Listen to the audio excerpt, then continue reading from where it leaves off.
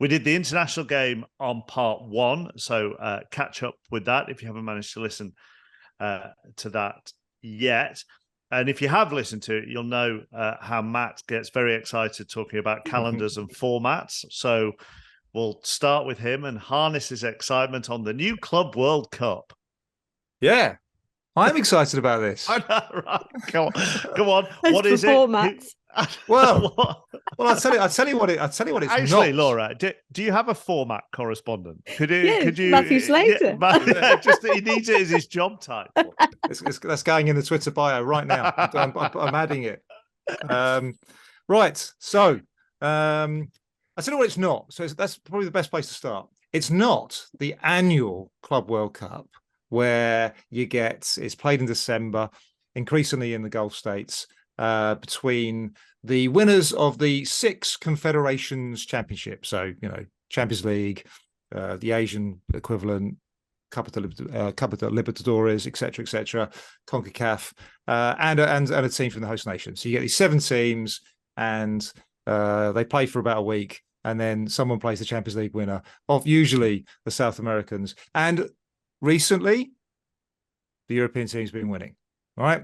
Now, again, we talked about this in part 1, that FIFA are always trying to drive revenues, right? Because they want to distribute more cash out to their members. 1, because it helps you win votes, but 2, because it democratizes football, grows the game. You don't want to just see European teams winning again and again. We want to grow the game around the world. And Gianni Infantino, who came from UEFA, who used to, run or used to be very involved in the running of the Champions League, knows probably better than anybody else that the only way FIFA's ever going to get there is got one big cash cow at the moment, the Men's World Cup. We would like to have the Women's World Cup up there. But what it really, really would love is a great club competition. And the annual Club World Cup isn't that. Okay? It's mildly interesting. Well, it's interesting if your team's in there. But if your team's not there, most of us don't care. So we get to his big idea. He's been pushing it for a few years. He tried to get it across the line pre-COVID. He actually had an agreement. Europe didn't like it, but the rest of the world were like, yeah, go for it. And then we're going to do it in China. COVID struck, and it's been put on hold. There was opposition, as I mentioned. Europe didn't like the idea of it. In Doha, clearly, with the wind in his sails, he went, you know what? We're definitely doing it. We're doing it in the next available slot. We're going to do it in the summer of 2025. It's going to be every 4 years, and it's going to be a 32-team extravaganza.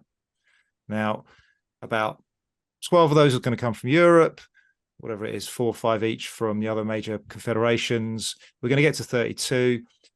Broadly speaking, it is your last 4 winners of your confederation Cup Championship. So that is why we know that Chelsea and Real Madrid, for example, are in, because they are 2025. The way it just pans out, Chelsea get in as the 2021 winner, Real get in as the 2022 winner. There'll be a 23 winner, a 24 winner. We won't have a 25 winner in time, or they think it's too close once they start doing all the format stuff. So those are your 4. Those are your 4 European teams that definitely will qualify via that route. And then the next 8 will just come from the European coefficient rankings. And there's a limit of 2 per country. So if we were to do the sort of tournament now, Chelsea, Real Madrid, they just have a look at that list of great teams, and they're all there. All your big boys are there. And, like I said, the best teams from South America, best teams from Africa, best teams from Asia, all in the pot. And the idea is there'll be a lot of games, a lot of great content. And we will crown the best club in the world. Infantino said this expanded tournament would be like a World Cup.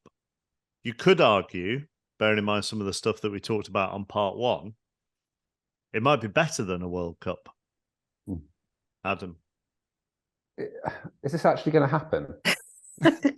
What, this podcast or this podcast, this idea? Like after they've heard Matt's 5-minute explanation, that they'll just decide to abandon this. What the listener didn't see was that at the start of that very exciting speech, Matt actually took his glasses off. Yeah, part of his delivery flourish. Yeah, as well, which was great. But Yeah, so is this all signed off, ratified, ECA approved, UEFA approved? Is it subject to challenge? Is this something I actually have to engage with long term? Engage. Yeah, it's happening.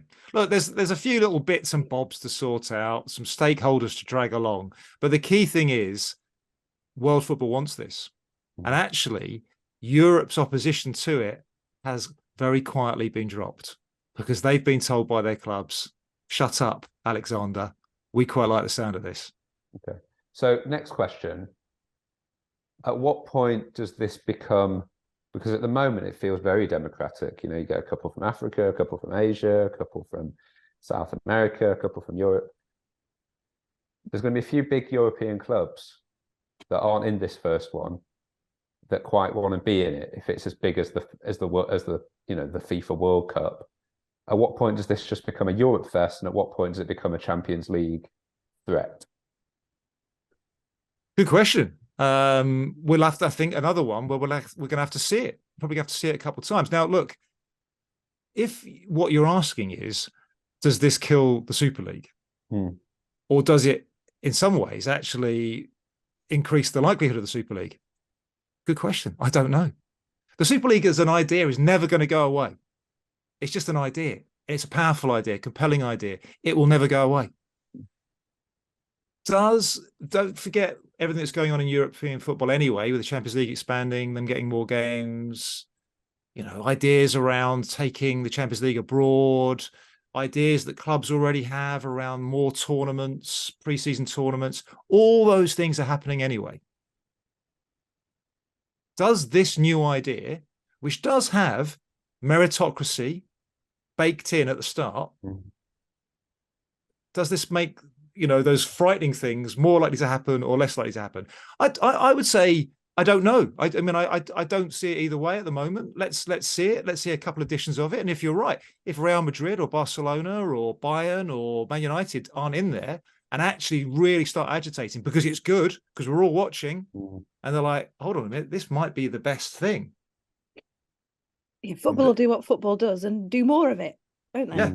Look, I couldn't say that now. I couldn't say, oh my God, this is a dreadful idea, because what happens if Liverpool, Man United miss the first one, start agitating with AC Milan and Inter, and here we go again. We're back at the same debate we were 2 years ago. Well, the argument to Manchester United, Liverpool, and both Milan clubs is maybe do better on the field, and you'll be in this tournament. I mean, you've sort of said it, Laura. Football does what football does, and then just does more of it. And we always think it's in danger of eating itself, the amount of football there is. And the other danger, of course, is immediately in the world we live in, any new idea is immediately criticised because that's what happens. And anything to do with FIFA is immediately criticised because that's what happens. If you put aside all of those things, do you like the sound of it? Yeah, I do. I had one of my first bosses was one of his really mad ideas, but he always said that the interest in club football overrides international football any day of the week, because I only follow England because I'm English, whereas the club you pick, you pick it for a tangible reason. So anything that taps into that on an international level, it's got to be good. But as ever with football, something has to give, because you just can't keep creating new formats and making things bigger. Like, there are only so many days in a year, and something's got to give. And also with a tournament every 4 years, especially in club football, the Chelsea that won the Champions League are not the Chelsea that will play in 2025. That's a completely unrelated team. Therefore, in terms of form, and are you getting the best teams at that time? No, you're not. So there's all those things to throw in. But the idea, I think is good. But it's another thing. We're at the stage now where we've almost got to rip it up and start it again, because the whole club game. Completely. Yeah. But we've passed saturation. FIFPro, the World Players Union, would tell you we're past that point. Where's the give? Because the teams that aren't in this Club World Cup will devise something of their own, whether that's going on a massive tour of America or playing in Asia or whatever it is. and players can't keep playing all this football. The other thing with this, I'm guessing, Adam, as well, is that it is the global nature. It won't appeal to the players who are probably knackered, but it's a global nature that is appealing to executives in that they could play this wherever they want in a sport that, well, all sports are obsessed with globalization, aren't they? Really? Yeah. So Matt, where is it? Is there been a sort of an initial host laid out, or is it just open to bidding? It's open to bidding. And look, one of the things around that sort of calendar issue, I'll do it really quickly, is FIFA is saying they're actually kind of replacing something. So they're taking out the Confederations Cup. Remember that? Can I remember the hands up? You remember that one? Who was in that? Yeah. Go on, Mark. You love it. Go on. Who was in it? Who was in it? It was the host nation of the upcoming World Cup, because it was then seen as the tester event for that.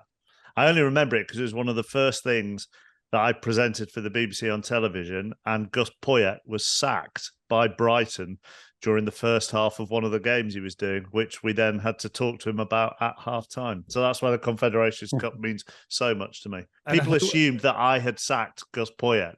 I didn't say no, he knew before I didn't just break it to him live on telly. Not that much of a heartless shit. Harsh. But who won the tournament? Oh my, I have no idea. I had to consult Gus Poyet for 2 weeks, but you know. There you go. Right. So you a memorable moment in your broadcasting career. Yeah. And you can't remember who won the tournament. There've been so many, Matt, Wow. honestly.